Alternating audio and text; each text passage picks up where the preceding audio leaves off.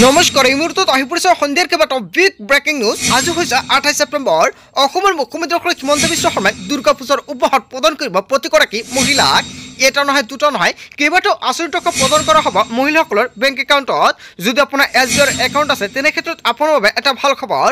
অৰুণোদয়ৰ প্ৰতিজন হিতাধিকাৰী বেংক একাউণ্টত 1250 টকাকৈ প্ৰদান কৰিব চৰকাৰৰ ফালৰ পৰা নতুন তাৰিখ ঘোষণা কৰিছে। লাখ লাখ মহিলাসকলৰ একাউণ্টত 10,000 টকা পুনৰ প্ৰদান কৰিব।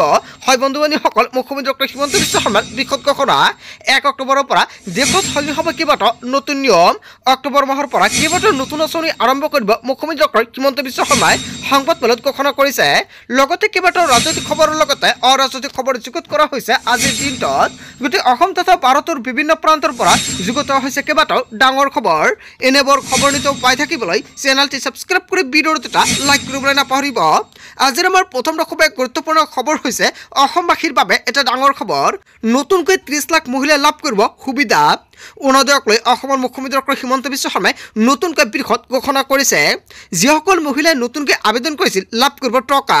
হয়, আপুনি অৰুণোদয় 3.0 আবেদন কৰিছে নেকি? তেনে ক্ষেত্ৰত আপোনাৰ বাবে আহি গৈছে ভাল খবৰ। মুখ্যমন্ত্ৰী হিমন্ত বিশ্ব শৰ্মাই কেইবাটাও গুৰুত্বপূৰ্ণ মন্তব্য কৰিছে লাইভ যোগে। প্ৰতি মাহৰ 10 তাৰিখে নতুন হিতাধিকাৰীয়ে লাভ কৰিব অৰুণোদয় আঁচনিৰ টকা। অসমৰ মুখ্যমন্ত্ৰী হিমন্ত বিশ্ব শৰ্মাই নতুনকৈ অৰুণোদয় আঁচনি আবেদন কৰা প্ৰতিজন হিতাধিকাৰী বেংক একাউণ্টত 10 তাৰিখত প্ৰদান কৰিব অৰুণোদয় আঁচনিৰ 1200 টকা। কেৱল ইয়াই নহয়, 7 অক্টোবৰত ৰাজ্যৰ লাখ লাখ মহিলাই লাভ কৰিব অৰুণোদয় আঁচনিৰ টকা। চৰকাৰে ছেপ্টেম্বৰৰ 17 তাৰিখত 1250 টকা প্ৰদান কৰিব বুলি মন্তব্য কৰিছিল। তাৰ পিছতে 25 ছেপ্টেম্বৰত ধাৰ্য কৰিলে। এতিয়া আকৌ চৰকাৰে আন এটা তাৰিখ ঘোষণা কৰিছে, সেয়া হৈছে 7 অক্টোবৰ। 7 অক্টোবৰত লাখ লাখ মহিলাই একাউণ্টত 1250 টকাকৈ প্ৰদান কৰিব। এতিয়া অৰুণোদয় 2.0 অৰুণোদয় 3.0 একলগ কৰা হৈছে। সকলোকেইটা আঁচনিৰ টকা চৰকাৰে 7 অক্টোবৰত প্ৰদান কৰিব আৰু তাৰ পিছতে নৱেম্বৰ আৰু ডিচেম্বৰ এনেকুৱাকৈ প্ৰত্যেক মাহতে 10 তাৰিখত চৰকাৰে 1250 টকাকৈ আগত যেনেকুৱাকৈ প্ৰদান কৰিছিলে ঠিক তেনেদৰে প্ৰদান কৰি থাকিব বুলি উল্লেখ কৰিছে মুখ্যমন্ত্ৰী হিমন্ত বিশ্ব শৰ্মাই। লগতে নতুনকৈ আবেদন কৰা প্ৰতিজন হিতাধিকাৰীয়ে তালিকাত চাব পাৰিব আপোনাৰ নাম, নিজৰ নাম আহিছে নে নাই। আপুনি কেনেকুৱাকৈ চেক কৰিব মোবাইল ফোনৰ জৰিয়তে। যদি আপোনালোকৰ ভিডিঅ' লাগে কমেণ্ট কৰি জনাই দিব, নেক্সট ভিডিঅ'ত জনাই দিম। নতুনকৈ 30 লাখ মহিলাৰ নাম অন্তৰ্ভুক্ত হৈছে অৰুণোদয় 3.0। তাৰপিছত অসমবাসী ৰাজুক জনাইছোঁ আমাৰ পৰৱৰ্তী খুবেই গুৰুত্বপূৰ্ণ খবৰ। লগতে ডাঙৰ খবৰ, ৰেচন কাৰ্ডৰ লাখ লাখ হিতাধিকাৰীৰ বাবে নতুনকৈ আহি গ'ল ডাঙৰ খবৰ। মুখ্যমন্ত্ৰী হিমন্ত বিশ্ব শৰ্মাই ৰেচন কাৰ্ডক লৈ কেইবাটাও গুৰুত্বপূৰ্ণ মন্তব্য কৰিছে। ৰেচন কাৰ্ডৰ আপোনাৰ কোনো পৰিয়ালৰ সদস্যৰ নাম অন্তৰ্ভুক্ত হোৱা নাই নেকি? যদি আপোনাৰ ঘৰত 6জন সদস্য থাকে তেনে ক্ষেত্ৰত 2জন বা এজন নাম অন্তৰ্ভুক্ত হোৱা নাই নেকি? এতিয়াৰ পৰা আপুনি অতি সহজতে নাম অন্তৰ্ভুক্ত কৰিব পাৰিব। কিদৰে অন্তৰ্ভুক্ত কৰিব নতুন সদস্যৰ নাম? আপোনাৰ পৰিয়ালৰ কোনো সদস্যৰ নাম অন্তৰ্ভুক্ত হোৱা নাই নেকি? প্ৰতিগৰাকী পৰিয়ালৰ সদস্যৰ নাম এতিয়া আপুনি নিজে অন্তৰ্ভুক্ত কৰিব পাৰিব বিনামূলীয়া ৰেচন কাৰ্ডত। নাম নথকা সদস্যৰ নাম অন্তৰ্ভুক্ত কৰিব পাৰিব ৰেচন কাৰ্ডত। কিন্তু কেনেকৈ? ৰেচনৰ দোকানীৰ সৈতে ইয়াৰ বাবে প্ৰথমতে আপুনি যোগাযোগ কৰিব লাগিব। নতুন সদস্যৰ সকলো তথ্য পাতি যোগান ধৰিব লাগিব বিভাগীয় কৰ্তৃপক্ষক। নতুন সদস্যৰ বাবে Aadhaar card, PAN card, voter card থকাটো বাধ্যতামূলক। অনলাইন যোগে কৰিব পাৰিব আবেদন। নতুন সদস্যৰ সকলো তথ্য গাঁও পঞ্চায়তৰ জৰিয়তে প্ৰত্যাশিত হোৱাৰ পিছতে অন্তৰ্ভুক্ত হ'ব আপোনাৰ নাম। EKYC কৰাৰ সময়তে কৰিব পাৰিব এই কাম। যদি আপুনি ৰেচন কাৰ্ডৰ এতিয়ালৈকে EKYC কৰা নাই অতি শীঘ্ৰে EKYC কৰক। EKYC নকৰাসকলে নাপাব ৰেচন কাৰ্ডৰ টকা। লগতে ৰেচন কাৰ্ডৰ প্ৰতিজন হিতাধিকাৰীৰ একাউণ্টত চৰকাৰে 1000 টকা প্ৰদান কৰিব। তাৰ বাবে কৰিব লাগিব আবেদন। যদি আপুনি এতিয়ালৈকে আবেদন কৰা নাই অতি শীঘ্ৰে আবেদন কৰক। যদি কোনো লোকৰ মৃত্যু হৈছে তেনেহ'লে কৰ্তন কৰিব পাৰিব ৰেচন কাৰ্ডৰ পৰা। নতুন অন্তৰ্ভুক্তি আৰু কৰ্তনৰ কাম কৰিব পাৰিব। ৰেচন কাৰ্ড নথকা সকলেও নতুনকৈ কৰিব পাৰিব আবেদন। আবেদন প্ৰক্ৰিয়া সম্পূৰ্ণ হোৱাৰ পিছতে নতুন সদস্য লাভ কৰিব 5 কেজিকৈ চাউল। আপুনি কেনেকৈ নতুনকৈ ৰেচন কাৰ্ডৰ বাবে আবেদন কৰিব যদি আপোনালোকৰ ভিডিঅ' লাগে কমেণ্ট কৰি জনাই দিব, নেক্সট ভিডিঅ'ত সম্পূৰ্ণকৈ জনাই দিম। আৰু আজিৰ ভিডিঅ'টো সকলোৱে বেছি বেছিকৈ শ্বেয়াৰ কৰি দিব। তাৰপিছত অসমবাসী ৰাজুক জনাইছোঁ আমাৰ পৰৱৰ্তী খুবেই গুৰুত্বপূৰ্ণ খবৰ। লগতে ডাঙৰ খবৰ, কাইলৈ মহাষষ্ঠী।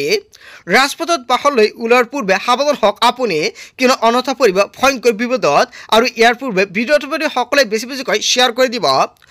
সুৰা বিপণীৰ লগতে চৰকাৰে হেলমেটৰ পৰাও কেইবাটাও গুৰুত্বপূৰ্ণ নিয়ম সলনি কৰিছে। সুৰাপি চালক হেলমেট পৰিধান নকৰা চালকৰ বিৰুদ্ধে আৰক্ষীৰ অভিযান। যিকোনো মুহূৰ্তত জব্দ হ'ব পাৰে আপোনাৰ বাহন। সুৰাপান কৰি বাহন চলাওঁতে আপুনি ভৰিব লাগিব জৰিমনা। অথবা আপুনি সাৱধান হওক, অন্যথা আপুনি ভয়ংকৰ বিপদৰ সন্মুখীনত পৰিব পাৰে। সুৰাপান কৰা, ছিট বেল্ট নমৰা বাহনৰ বিৰুদ্ধে তীব্ৰ অভিযান চলাইছে আৰক্ষীৰ ফালৰ পৰা নলবাৰীৰ আৰক্ষী পৰিবহণ বিভাগে চলাইছে এই অভিযান। হয় বন্ধু বান্ধৱীসকল, এটা বিগ আপডেট আহি পৰিছে। সকলোৱে এইকেইটা নিয়ম মানিব লাগিব। কেৱল নলবাৰী নহয়, গোৱালপাৰাৰ লগতে কেইবাখনো জিলাত জাননী জাৰি কৰা হৈছে। আৰু আজিৰ ভিডিঅ'টো সকলোৱে বেছিকৈ শ্বেয়াৰ কৰি ৰাখিব।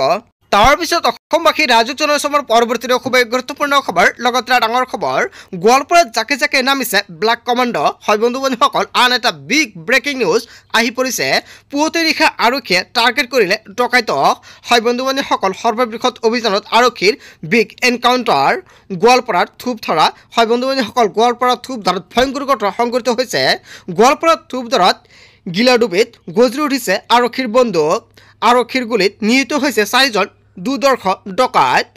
অস্ত্ৰধাৰী ডকাইতৰ দৰে এগৰাকী ব্যৱসায়িক অপহৰণৰ কৰিছিল পৰিকল্পনা আৰু তাৰ পিছতে ভয়ংকৰ পৰিৱেশৰ সৃষ্টি হৈছে।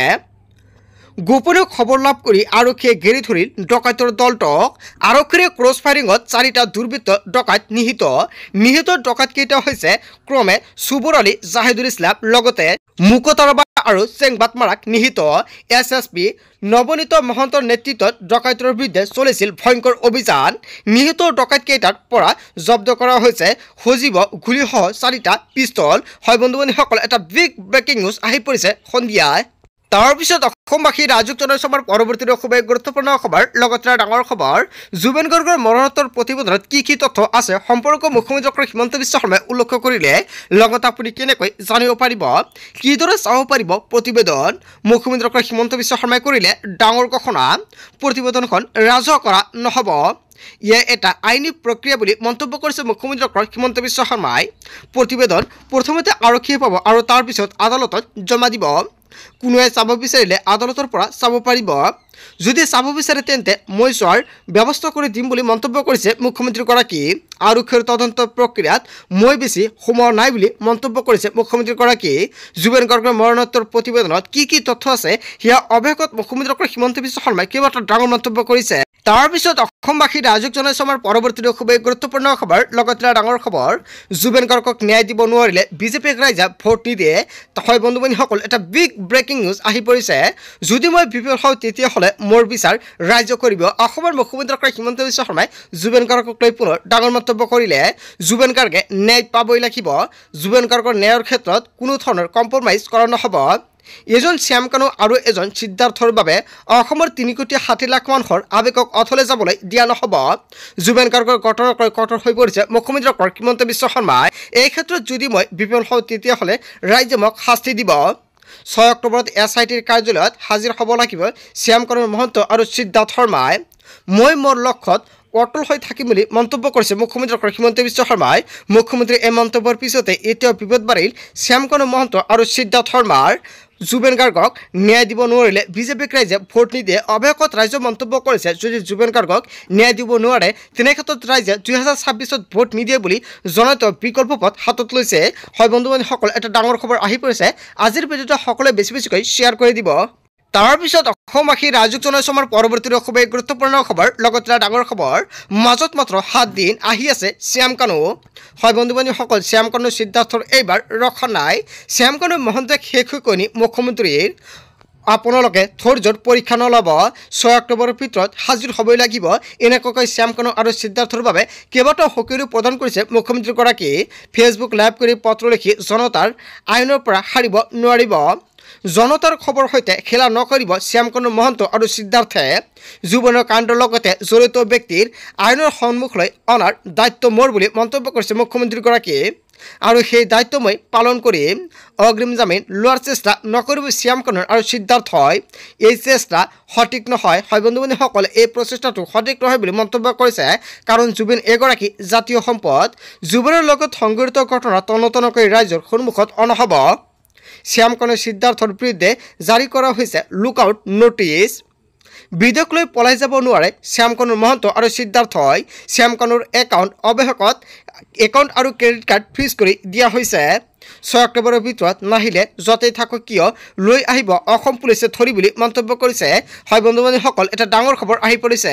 তাৰপিছত অসমবাসী ৰাজুক জনাইছোঁ আমাৰ পৰৱৰ্তী খুবেই গুৰুত্বপূৰ্ণ খবৰ লগতে ডাঙৰ খবৰ CIDত জুবেন গাৰ্গৰ পৰিয়ালে ৰুজু কৰিলে গোচৰ পত্নী গৰিমা শইকীয়া গাৰ্গ কেৱল ইয়াৰ নহয় খুৰাকৰ লগতে ভগ্নী পামী বৰঠাকুৰে দাখিল কৰিলে এজাহাৰ সন্ধিয়া এই গোচৰ ৰুজু কৰা হৈছে CIDত ছিংগাপুৰত থকা 25জন ব্যক্তিৰ বিৰুদ্ধে দিয়া হৈছে গোচৰ ছিংগাপুৰত ৱাইট লৈ যোৱা প্ৰতিগৰাকী ব্যক্তি আহিব তদন্তৰ আওতালৈ শ্যামকনু মহন্ত আৰু সিদ্ধাৰ্থ শৰ্মাৰ বিৰুদ্ধে CIDৰ গোচৰ জুবেনৰ শকত সমগ্ৰ পৰিয়াল ভাঙি পৰিছে বৰ্তমান সময়ত আৰু প্ৰথম অৱস্থাত থানালৈ যোৱাৰ পৰিৱেশ নাছিল বুলি মন্তব্য কৰিছে জুবেনৰ পৰিয়ালে ন্যায়ৰ বাবে দাবী কৰিলে অতি শীঘ্ৰেই জালত পৰিব ঘটনাত জড়িত লোকসকল CIDত জুবেন গাৰ্গৰ পৰিয়ালে ৰুজু কৰিছে গোচৰ হয় বন্ধু বান্ধৱীসকল এটা বিগ আপডেট আহি পৰিছে তাৰপিছত অসমবাসী ৰাজুক জনাইছোঁ আমাৰ পৰৱৰ্তী খুবেই গুৰুত্বপূৰ্ণ খবৰ লগতে ডাঙৰ খবৰ নিৰ্বাচনত জয়ী হৈ মুখ্যমন্ত্ৰী হিমন্ত বিশ্ব শৰ্মাই হাগ্ৰামৰ ঘৰত হয় বন্ধু বান্ধৱীসকল এটা বিগ আপডেট আহি পৰিছে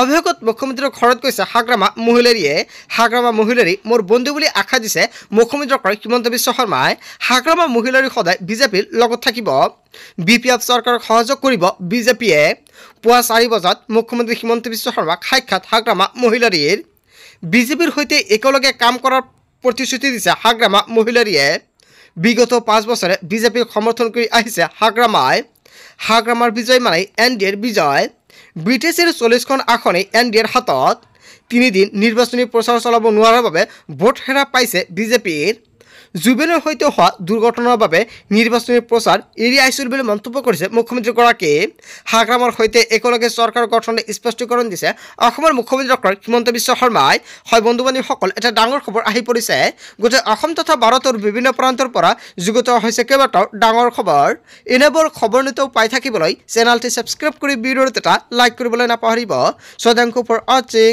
ফুল ভিডিঅ'